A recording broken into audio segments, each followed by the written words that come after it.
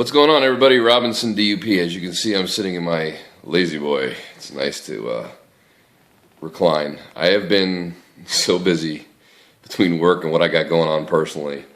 It's hard for me to keep up with everything that's going on YouTube and do my typical response videos if and when I feel the need to respond. You can see I look tired. Had some issues, family-related emergency. Thankfully, everyone's okay. I've been going through a moving process and all kinds of fun stuff. So, finally getting to relax, unwind a little bit. Haven't missed a workout and haven't cheated on my diet. But I was watching my buddy JPFitness, his fiance Blondie Builder, and some video by Nick Wright regarding his plans in terms of powerlifting versus bodybuilding. Excuse me, got something in my eye. I get it? I think I did. Anyway, I guess there's a dilemma or a stigma regarding those who do things like compete in physique-related competitions, whether it's bodybuilding, physique, bikini, whatever the case may be. So I just wanted to talk about a little bit about my journey, about how I got into bodybuilding and kind of how I see it. Part of bodybuilding is being the most complete competitor on stage. So that means overall muscularity, leanness, vascularity, and being as even from head to toe as possible. So it means you have a complete upper body and a complete lower body. And there is a little bit of subjectivity based on organization, what organization you're competing and what the judges are looking for. So in that aspect, yeah, it's a little bit of a beauty contest, but as I've said once before, all the work that goes into it is not about beauty. I bust my ass as hard as any powerlifter or anybody else. So I lift heavy weight. I sweat just as much as everybody else in the gym. And if I wanted to get into powerlifting with the daily undulated periodization, I could do a powerlifting meet anytime I was ready. Now, obviously, I'd be doing much more of a strength focus if I was doing powerlifting. But I still like my hypertrophy work. It's just what I prefer. I've always liked high rep ranges. I've always liked exhausting a muscle more than I've liked doing max lifts. I mean, I could do them, but they don't excite me. So I guess the dilemma is this. When I hear people say things like, well, I'm just not that much into myself that I need to go work on my physique. How do you respond to that? It's difficult because if you say, oh, it's this, then you're a conceited asshole. And some people who are in the bodybuilding world and fitness world are conceited. I'm not going to lie. But there are a lot of people that have never competed a day on stage, don't even work out, and they're conceited as hell too. So I think there's a balance, I would say. There's a fine balancing act. When people tell me how I look awesome or I look great, I say thank you. I mean, I appreciate the compliment. But I don't walk around thinking I'm God's gift to the world or I have the best physique in the world. I'm not an egomaniac. I'm not narcissistic by any means. And a lot of times if people see me looking in the mirror at the gym, it's not me admiring my body. It's more of me figuring out where my strong points are and where my weaknesses are and how to work on them to improve my overall physique for the purpose of competition. Not so I feel good when I look in the mirror. I'm thinking, when I look at myself in the mirror, I'm more trying to critique myself. Since I judge, I critique myself as a judge would critique me. Where are my strong points? Where are my weak points? How can I improve?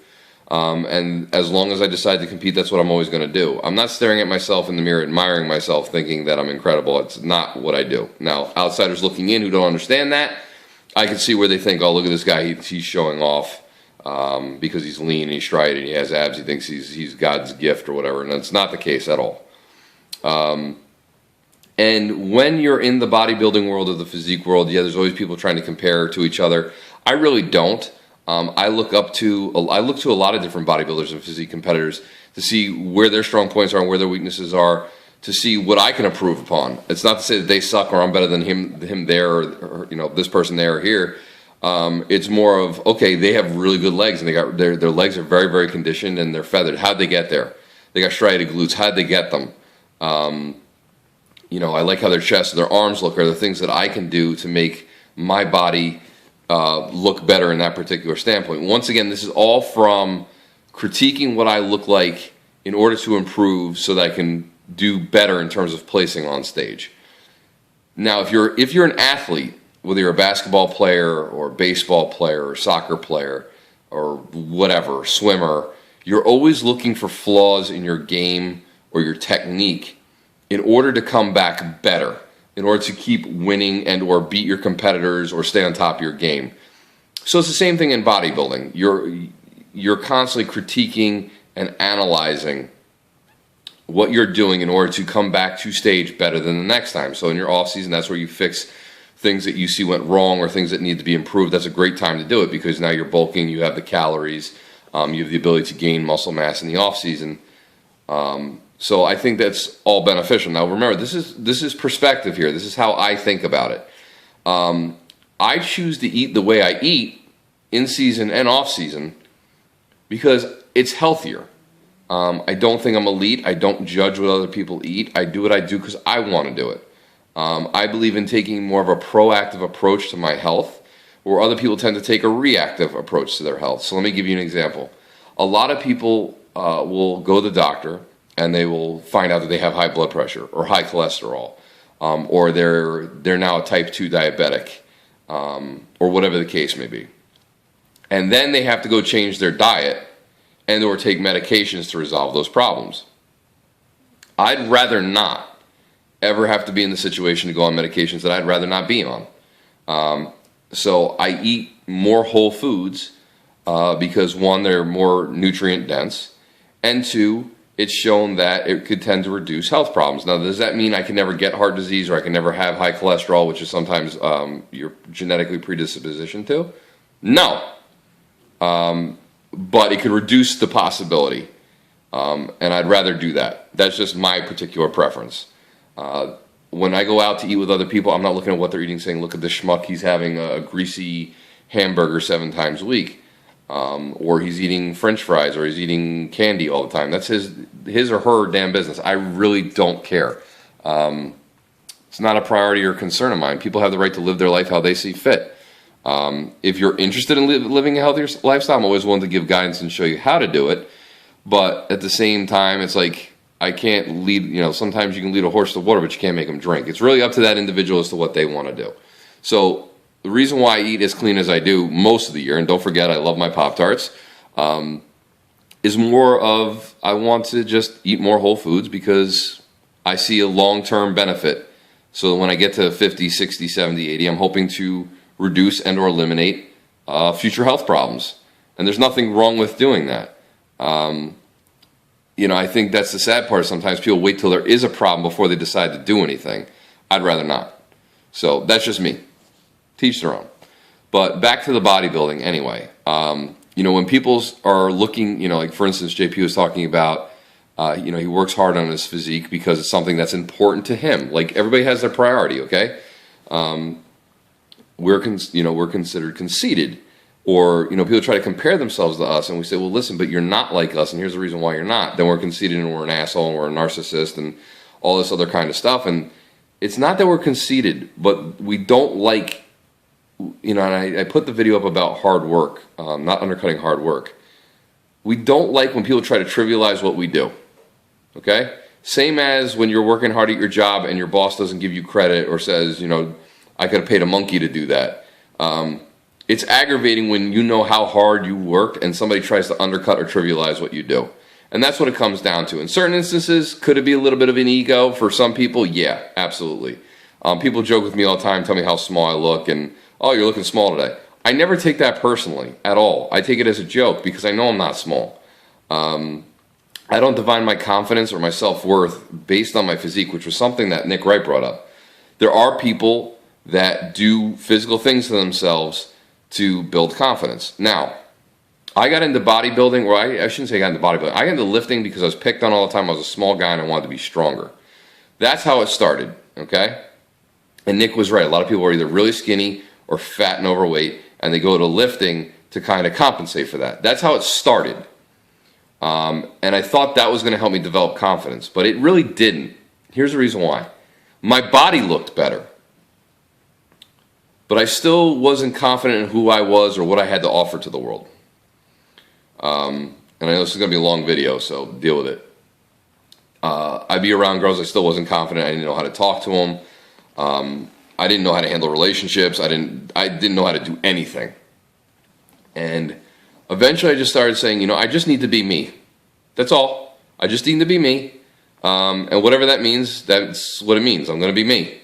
And that's when I developed the self-confidence. When I stopped worrying about an image of what I wanted people to think I was and just started being who I was, that's when I got comfortable in my own skin. Okay? I didn't look like I do now when I was 20, 21, 22. I look better now. Physically, I look better now. Body-wise, facially, there's no fixing this. But, you know, at 33, physically I look a lot better. I'm more muscular. I'm in better shape. You know, I eat way cleaner, all that kind of stuff. But that's how, you know, what I'm saying is it changed. So it went from me being bullied and wanting to get stronger to hopefully impressing girls to now what ended up happening is I was a very athletic guy and I suffered a lot of knee injuries. And my athleticism kind of got taken away from me. You know, I went from a 5'9" guy who used to be able to dunk to a 6'1" guy who can barely touch rim at this point. My knees can't handle it anymore. So I met John. John got into natural bodybuilding. He was an overweight kid that really got into fitness. And for him, it was an accomplishment to get on stage and win his pro card. You know, he may not be the biggest guy in the world, but there's nobody that busts their ass as hard as he does. And he, you know, I pushed him throughout his entire prep. I was his support system when nobody else was really pushing him or helping him along. I encouraged him, don't you dare quit. This is something you set your mind on. And go do it. And he did. And I couldn't be happier for him. I mean, he's my best friend. And I don't want to see anybody, there's nobody I want to see succeed more than him. So what ended up happening was because of the way I watched him succeed and work so hard, I decided I needed to do something to change my life. Okay, for you who don't know my background, I always say about you versus you and getting out of your own way. I was my own worst enemy for the longest time. Work-related, anything I wanted to accomplish in sports, I never wanted to work hard. Anytime something got hard, I just quit. I didn't want it bad enough. I didn't have the discipline. And I was just kind of like, yeah, whatever, you know, blah, blah, blah. And I'd brush it off and make a ton of excuses and move on. But inside, it was like I was being eaten alive because I knew that I was making excuse after excuse after excuse after excuse. So I turned on a switch. Where it came from, I don't know. I don't know if it was a mixture of my wife, a mixture of the age that I was getting to, seeing John do what he did, maybe a combination of all those. But I just decided that it was time for me to put up or shut up. That's what it really came down to. Put up or shut up. And I gave those competitions every ounce of my being. But meanwhile, still balancing my job, you know, having a good relationship with my wife and my friends. But I gave every rep that I had. I did every minute of cardio that I had to do. I followed the diet to a T. And that's, you know, when I got to the stage and I ended up winning my competitions and ended up getting my pro card, and granted, I still think I could have been better, but for what it was for my first time on stage, all the hard work finally paid off, okay? And all that discipline I developed during my current contest prep spread to other areas of my life very, very quickly. And that's when my mentality changed of if you want something bad enough, no matter how hard it is, no matter how long it takes, even if you can't see the finish line, that you need to work hard and you need to push yourself and you need to work around every obstacle that's thrown at you. And that's the current theme and or mindset that I have going into this prep. It's not going on stage so I can win a trophy and show off to you guys and tell you how great I am. Because I don't think I'm great. I think I'm an average guy, but I'm hoping that I can prove something not only to myself, but to other people around me. There are a lot of people who doubt me. There's a lot of people who shrug me off. There's a lot of people who want to minimalize and trivialize what I do. And that's the chip that I carry on my shoulder. So when you guys tell me I suck, thank you very much. You're only adding fuel to the fire. I'm doing this to take away excuses not only from myself, but from everybody else around me. I'm 33 years old. I commute 4 hours a day on a good day, and lately it's been a lot longer. I have a family. I have my wife to take care of. One day we're going to have kids. I have friends that I want to keep relationships with. I have a ton of stuff to do. I'm even currently in the process of moving in with a family member for a short period of time.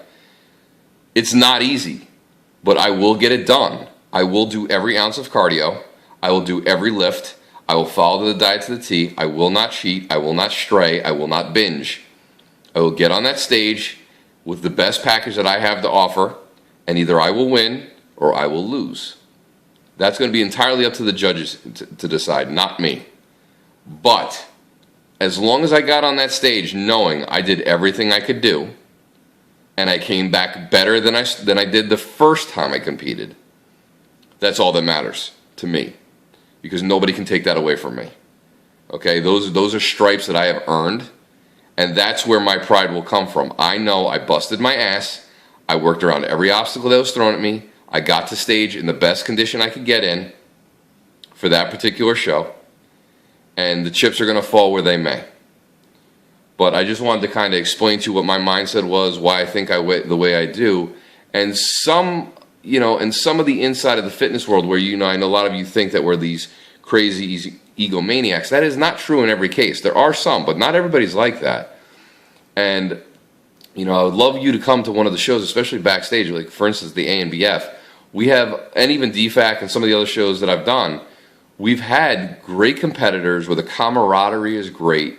Everybody's complimenting each other. Everybody's enjoying their time on stage. A lot of these people become really good friends and actually hang out outside of competitions. And we are a small community, and there is some politics that go on in certain organizations, and there is some shadiness here and there. And you're going to still have your competitors who are egomaniacs that think they should win everything, but that's not everybody.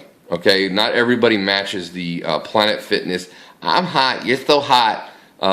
Planet Fitness stereotype, or that's portrayed about us. Are there some? Yes, but understand that what we're doing is something that we truly enjoy. It's a process, it's a journey, and sometimes the things that we learn during this process and this journey, we're applying to other areas of our life that help us become successful. And that's really all I have to say, guys. I hope you enjoyed the video. I know it's a little bit long. If you have any questions or any other topics you want to address, just leave it in the comments section below, and I'll talk to you later.